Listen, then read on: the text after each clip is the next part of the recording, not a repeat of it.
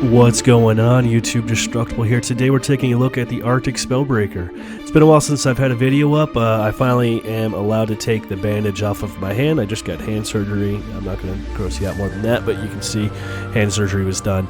Anyway, I'm on a temporary leave of absence with my work, so I have more time to make some more videos. I'm going to be branching off into some other games. I just want to mention that right now at the start of this video.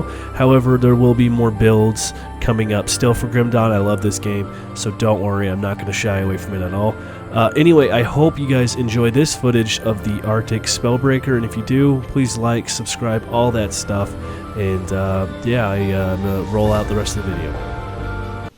What's up, YouTube? Here it is, Destructible, finally back with another video.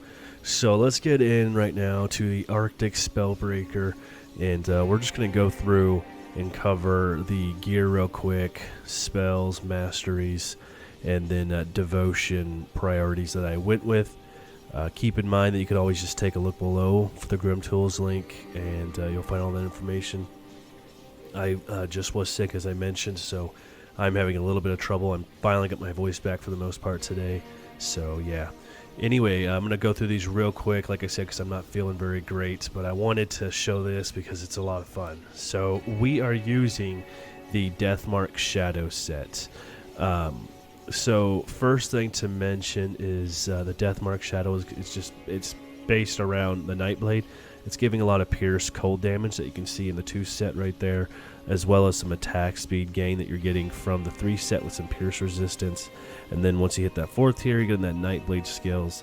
And then at the 5th piece, you're finally going to be getting that conversion from pierce damage into cold damage, and then some chance to avoid projectiles and physical resistances.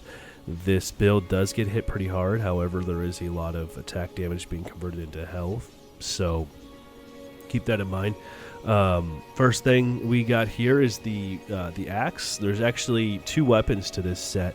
One's an axe and one's a sword. Excuse me, yeah, sword. I just want to make sure that wasn't a dagger.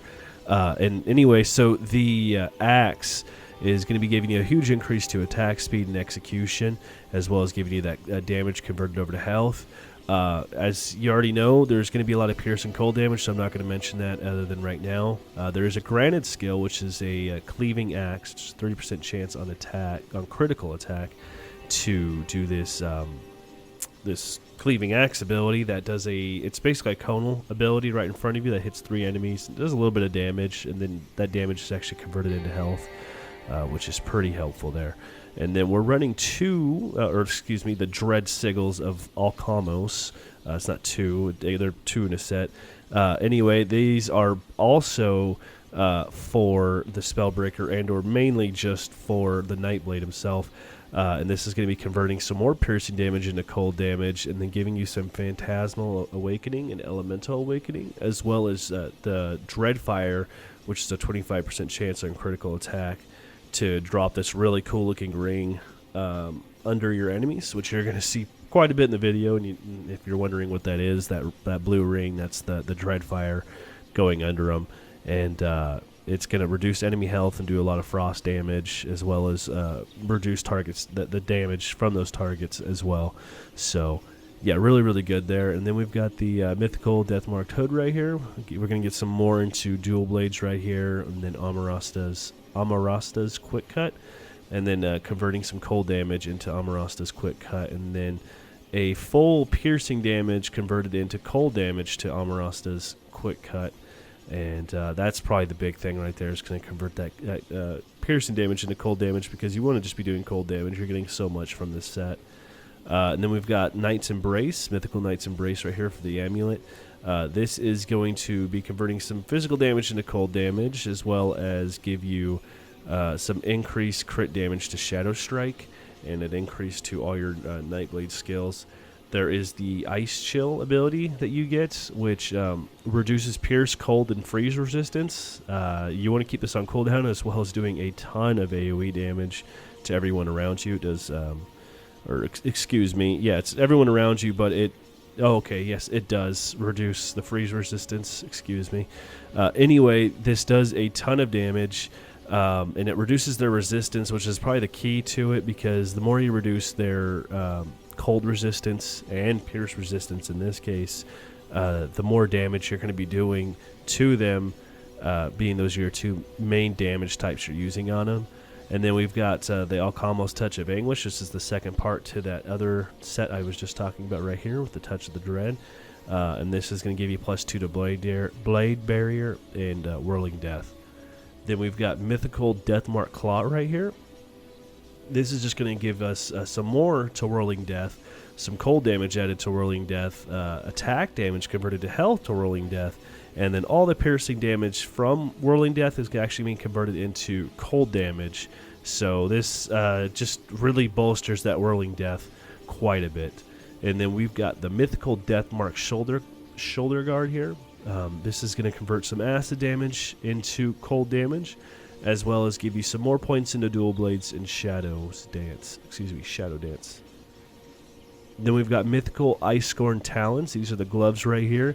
This is going to increase your Amarasta's Blade Burst, and then 150% damage with a 50% increased duration to Amarasta's Blade Burst right here. So this is going to bolster your Amarasta's Blade Burst quite a bit.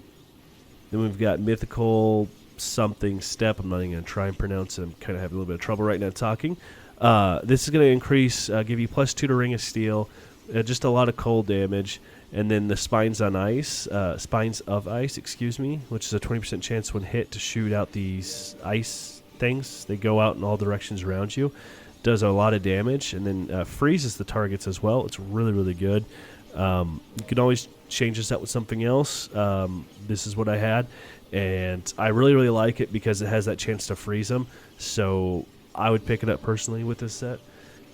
We've got the Mythical Mark of the Dark Dreams right here. This is going to give you that increase to Nightfall, Night's Chill, and then Olexra's Flash Freeze. And then increasing, a big thing to note right here, is going to increase the radius of your Veil of Shadow, as well as add some cold damage to it, and then also reduce more. It's going to reduce the defensive ability more whenever you use your Flash Freeze ability. Then we've got the Mythical Spellbreaker Waistguard right here. This is going to give you some skills to Nightblade right here, some crit damage, pierce damage, and cold damage. And yeah, this could definitely be substituted for something else, but this is just what I went with.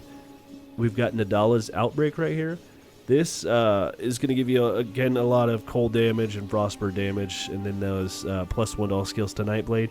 And then 33% chance on attack to use Nadala's Final Strike, which is going to do some piercing and cold damage, as well as some poison damage. You can definitely change this relic at any time. This literally was all I had in my stash, so keep that in mind. We've got the Mythical Mage Guard leg guards right here. These are going to increase that Shadow Strike a little bit more, as well as give you Elemental Blast, which just does some elemental damage whenever you get hit, or excuse me, when hit, to just shoot out this blast. And then lastly, we've got the Deathmark Jacket right here, which is going to give some Amarasta's Quick Cut and Whirling Death. Alright, so now we're getting into the skills right here. We're going to be putting a lot of points into Dual Blades. This is just going to give a huge increase to your piercing damage and cold damage, and then also give you a little bit of physical resistance. I put 6 points into Belgothian Shears right here. You get a lot of passive Nightblade skills, so I'm pretty sure I only put 1 point into this just to get that little bit of extra damage added in there. Same thing with Nadala's Hidden Hand right here. I think I just put 1 point into this, and then I just, you get 6 points right away once you put that 1 point in. It'll jump all the way up to 6. And then I put Amarasta's Quick Cut, obviously. Max this guy out right here, and this is going to give you a whole ton of damage. We got Whirling Death. Obviously, this is, as you heard from me earlier, this is going to be something that's going to proc off default weapon attacks, and it's just this giant AoE that goes around you and does a whole bunch of cold damage and damage converted into health and etc. And then lastly, Execution, which hits really hard. It's a 20% chance to be used. You can see it right there. It does 330% main hand and offhand weapon damage, which, as you can tell, hits really, really hard, and then additionally reduces enemy health. We got Rings of Steel right here. You could put a lot more points into this, and if you want to take some points out, keep that in mind. It does some pretty good cold damage. I just put a couple of points into it, and then did Rings of Frost, which converts that piercing damage into cold damage, and then freezes the targets for basically 3 seconds, 2.8 seconds. So yeah, pretty good there. And then a Circle of Slaughter, which is going to add some crit damage and piercing damage, and then also gives the targets a chance to fumble attacks. Then we got Shadow Strike right here. Shadow Strike is basically my move to get around, and I just hold it down on my left click because I just use this on cooldown. It does a ton of damage, as you can see. Hopefully most of you already know what this move is. You just jump to the target. It's called Shadow Strike. You basically like teleport to the target and then hit them for a crap ton of damage, as you can see right there. And then I just put 1 point, I think, 1 or 2 points in Nadala's justifiable ends. And this is just going to increase the crit damage as well as add some poison damage to it, which we don't care a whole heck of a lot about. And lastly, we got Nightfall right here, which it does this like explosion essentially, a 5-meter radius, and it does some cold damage, puts a dot with some cold damage over time, and then converts some more damage into health, and then it has a 62% chance to put the target to sleep for 3 to 5 seconds. So that's really good. Then we got Pneumatic Burst right here. This is a heal, and it also increases your speed. It's not a bad idea to actually put more points into this if you'd like, just for that increased speed, because you want to keep this active at all times. However, I didn't here. And it's also going to heal you, so in case you like to hold off on it, you can. However, I'm almost actively using this all the time. I'm like keeping it on cooldown, so I'm using it every 4.5 seconds. The Breath of the Belgothian right here, this is going to reduce the cooldown by 5 seconds and increase the health regeneration by 40%. Shadow Dance right here is going to also add a chance to avoid melee and projectile attacks. And add some defense to it. Then we've got Elemental Awakening here, which is going to add some elemental damage and frostburn damage, and then add some elemental resistance as well as some frostburn damage over time. Okay, now we got Veil of Shadow here. Veil of Shadow is an active ability. You activate it and it stays active at all times. Everything around you within an 8-meter radius is going to lose 130 offensive ability and total speed. That's really going to reduce their damage to you. And then Night's Chill is also going to reduce their Pierce, Cold. Those are the only two to really to mention, as well as add some Cold and Frostburn damage over time. That Pierce and Cold damage is huge. That Pierce and Cold resistance is huge because that's your two main damage types. We got Phantasmal Armor right here, which absorbs some energy from the enemies, and then also add some Pierce resistance, freeze duration, reduced freeze durations, and petrify durations, etc. Yeah, it's just going to give you a little bit more energy back. And then Anatomy of Murder right here. The only reason I put so much into this is because of the cunning. I think I maxed this out because you get that plus 30% into cunning. So the more points you have into cunning, it's going to really increase your cunning even higher, which is then in return going to increase my offensive ability right here.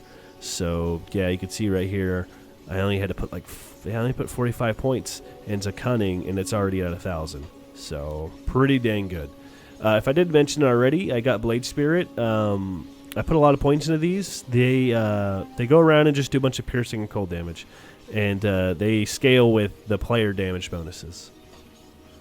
Okay, lastly, we've got Iskandra's Elemental Exchange, which is going to add some elemental damage to your attacks, some energy leech to your attacks, and then convert some physical damage into elemental damage, as well as increase your energy regeneration. Then this also extends out to your allies, so it can buff your party, technically.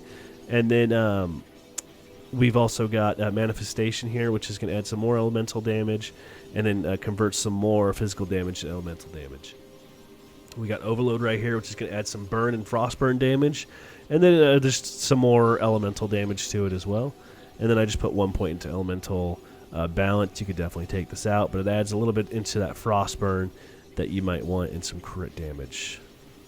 And then we've got Alexra's Flash Freeze right here. This is it's just a AoE that does some cold damage and reduces fire resistance, which isn't a huge deal, but Absolute Zero is a little bit bigger. This is going to slow the target, increase cold damage, do some frostburn damage to them, and then reduce physical resistance to them by 28%.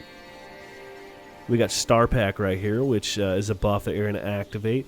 It's going to increase your cold damage, frostburn damage, and then convert some more physical damage into cold damage, some Aether damage into cold damage, which you're not using, and then give you a 10% skill cooldown reduction as well.